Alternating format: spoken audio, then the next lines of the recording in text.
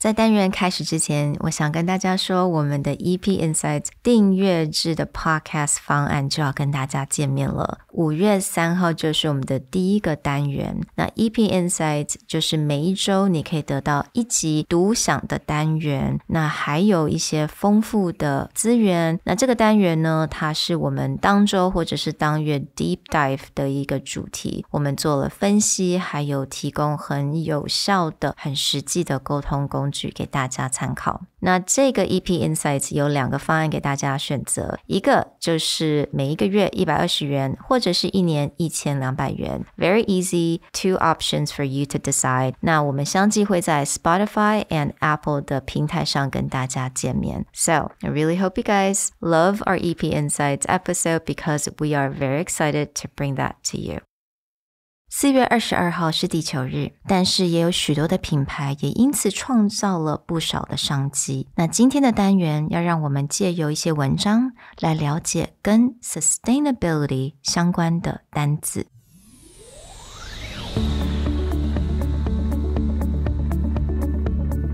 Hello， 欢迎来到 Executive Plus 主管与沟通力的 Podcast。I'm Sherry, an educator, certified coach, and style enthusiast.我相信专业有效的沟通是语言跟逻辑的完美结合。And I'm Nick, a startup consultant, corporate trainer, and late-night gaming junkie. I believe great communication requires the right mindset and solid frameworks. 我们希望带给大家职场英语的技能、跨文化沟通技巧与其他能帮助您成为出色领导者的工具。Join us each week as we share our experience, research, and methodologies to take your communication and language skills from good to great.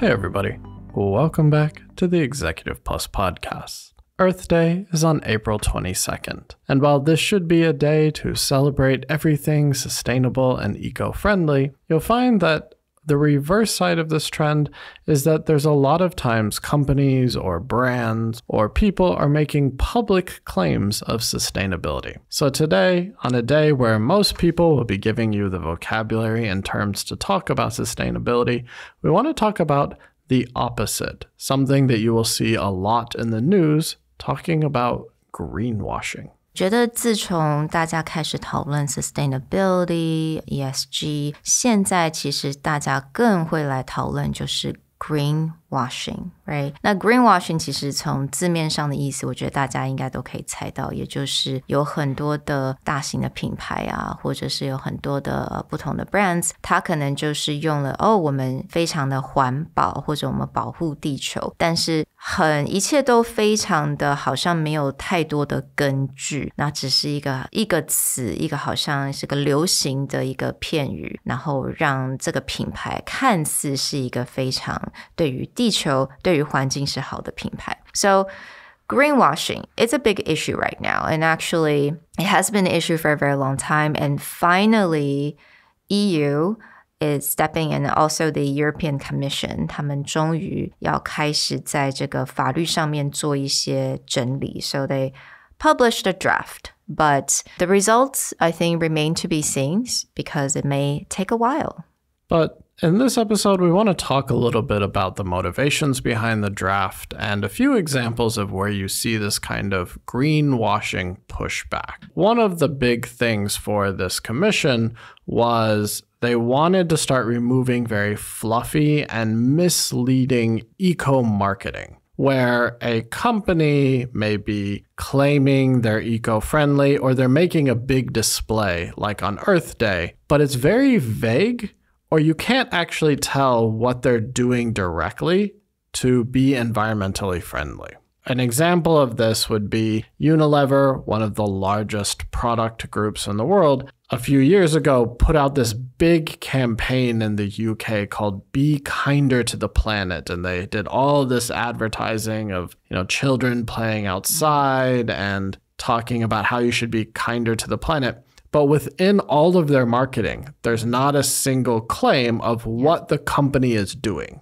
They just made very fancy videos showing hashtag, plant a tree or be kind to the planet, but there was no factual evidence of what their company was doing to uphold this message. 那刚刚 Nick 有讲到这个就是所谓的很 fluffy and misleading these type of messages, right? 那另外一个字我们也可以用到 hollow. 那其实 fluffy 在这个部分我们就是它中文的意思就是很肤浅的。It's like very 好像听起来是很厉害，但是 actually 如果你仔细的去看一下 they're quite empty, very hollow, 也是很空洞的。So that's why these words are quite fitting to describe this kind of situation.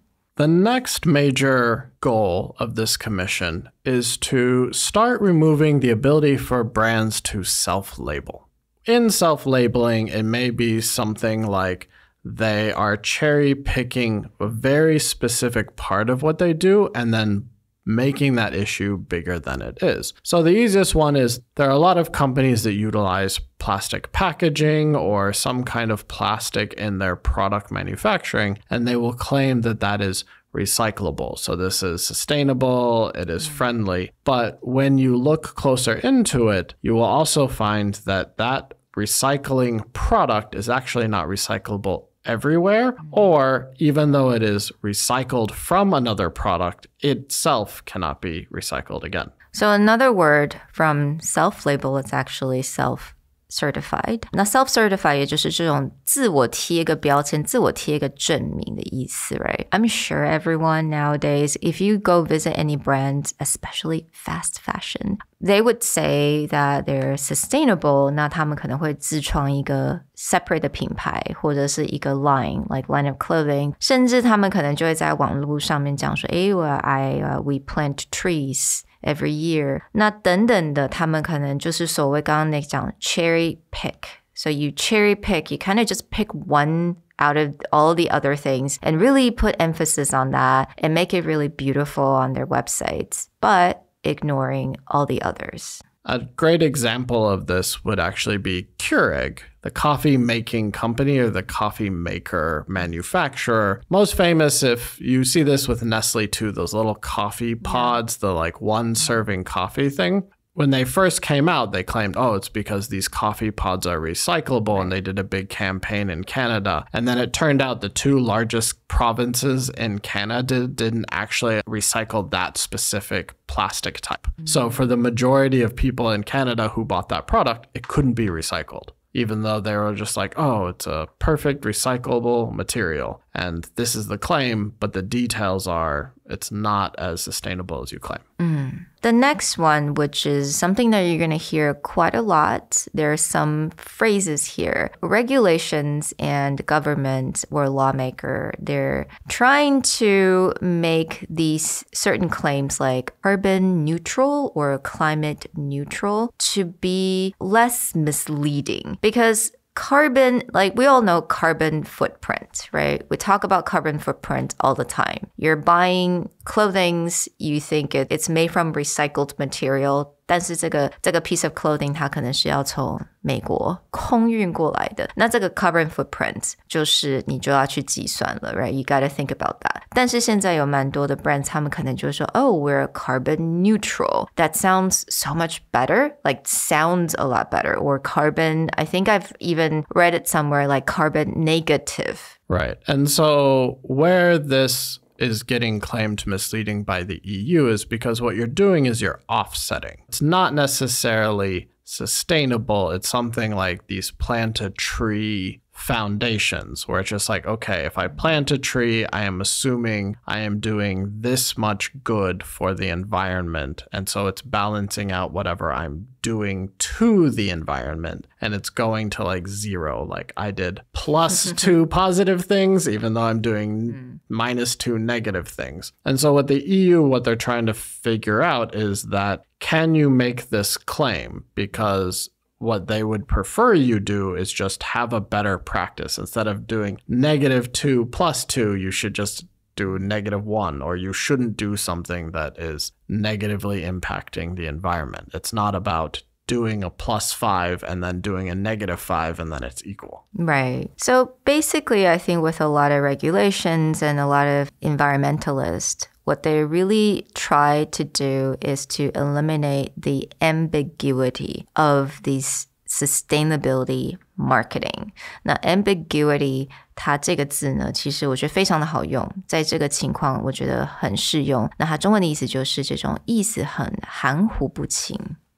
One final term that we want to talk about, because it's a term that gets related a lot, especially on Earth Day, when you see brands who you know it's very unlikely that's an earth-friendly, or again, it's actually a brand that doesn't even need to be earth-friendly. Right. Like it's a good brand.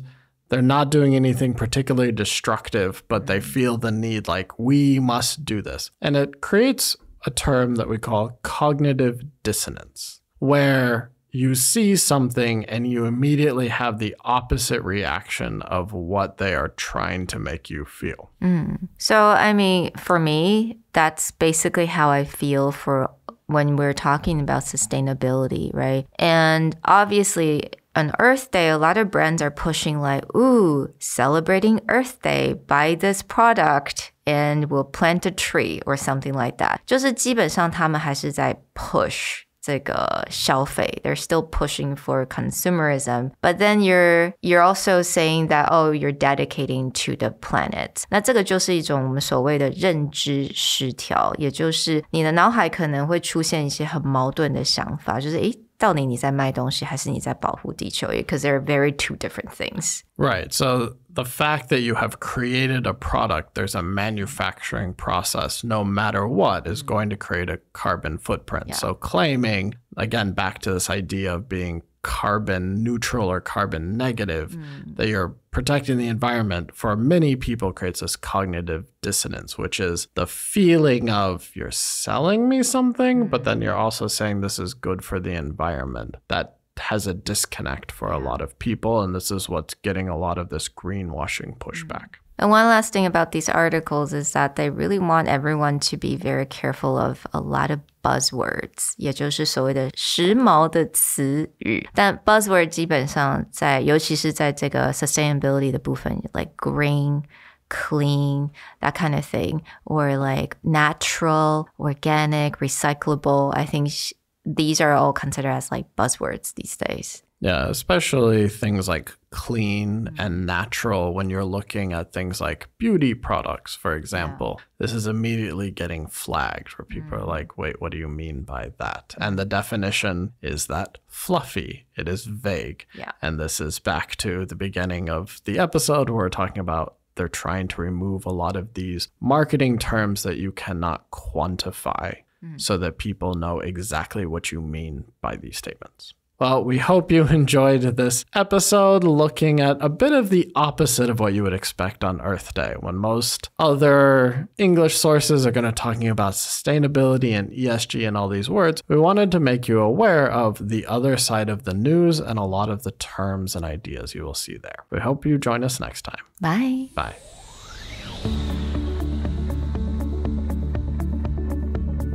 The Executive Plus podcast is a Presentality Group production. Produced and hosted by Sherry Fang and Nick Howard. You can search us on Facebook, 主管英文 Executive Plus. You can also find us on Instagram, Communication R&D, and email us at sherry@epstyleplus.com.